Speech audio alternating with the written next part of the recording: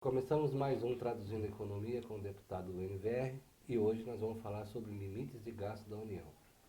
Deputado, como que é estipulado esses limites de gasto da União? Olha, na verdade, cabe ao Estado, ao município, não gastar mais do que arrecada. Tem uma lei, que é de 2000, chamada Lei de Responsabilidade Fiscal, que proíbe que qualquer ente, né, o município, o Estado, a União, gaste mais do que arrecada. E essa é a grande preocupação de qualquer governo. Por quê, Jonas? Porque, imagine, as demandas da sociedade é muito maior do que aquilo que a arrecadação pode atender. Então é sempre um grande confronto, uma grande crise. Mas como nós estamos passando por uma crise econômica muito grande, a presidenta Dilma fez uma proposta. Qual era a proposta dela? Pegarmos a inflação do ano anterior, mais a variação do que variou a riqueza do país. Nós chamamos de PIB, Produto Interno Bruto.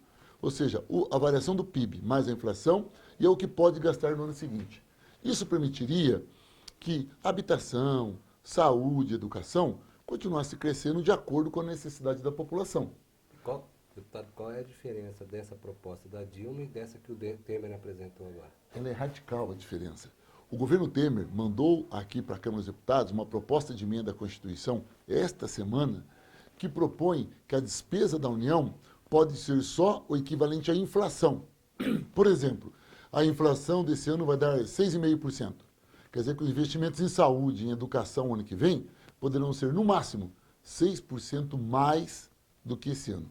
Isso é muito ruim. Por que isso é ruim? É ruim porque numa sociedade que vai se desenvolvendo, as necessidades vão aumentando. A nossa população, há 15 anos atrás, tinha no máximo ensino médio. Hoje ela tem acesso ao ensino universitário público, graças ao nosso governo. Então, todo ano precisa de mais investimentos em educação para que mais pessoas tenham acesso à educação pública de qualidade. A saúde, idem. Hoje temos mais médicos, temos unidades básicas de saúde, temos as UPAs.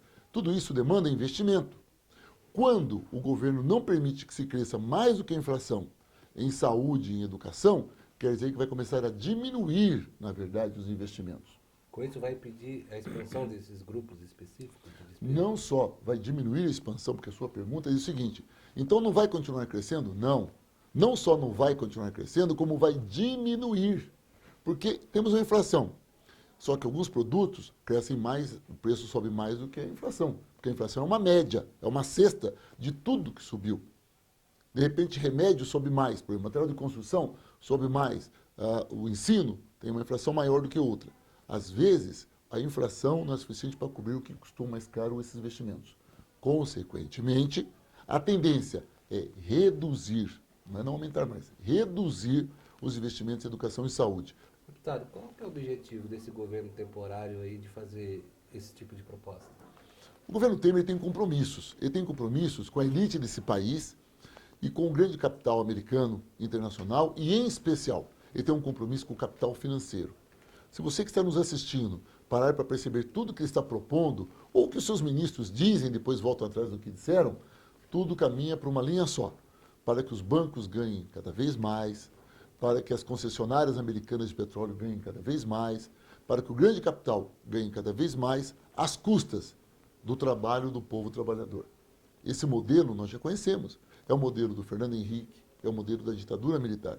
É o modelo que concentra a riqueza nas mãos de poucos e exclui a maioria da população brasileira. Tem uma coisa que é difícil de entender.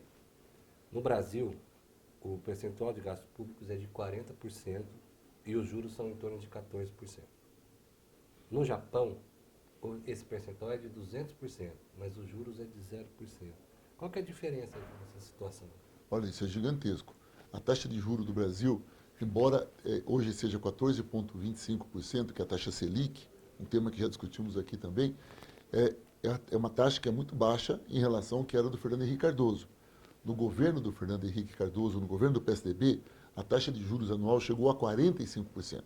Hoje é 14,25%. É um avanço, mas ainda é a taxa de juros mais alta do mundo. Se nós conseguíssemos baixar a taxa de juros, se nós pegássemos parte daquilo que nós temos de reservas cambiais para reduzir a dívida bruta que nós temos, nós conseguimos fazer isso, nós conseguimos investir muito mais na área social. O exemplo que você deu do Japão, ou outros países desenvolvidos, mostram isso. Quanto mais baixo a taxa de juro, menos o governo tem que pagar de juro, porque o governo também tem dívidas e pega o dinheiro emprestado.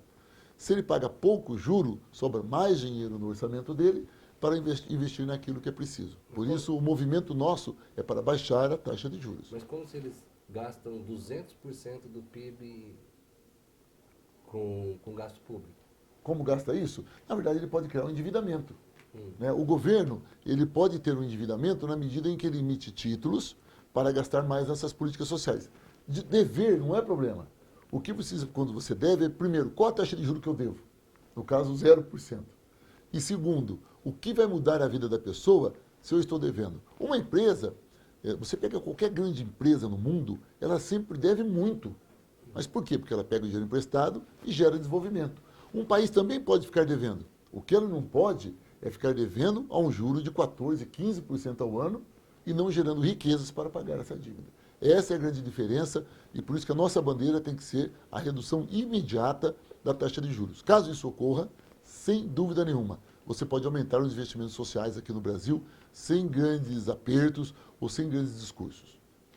Bom, conversamos com o deputado Enio Verri sobre o limite dos gastos da União. Deputado, muito obrigado.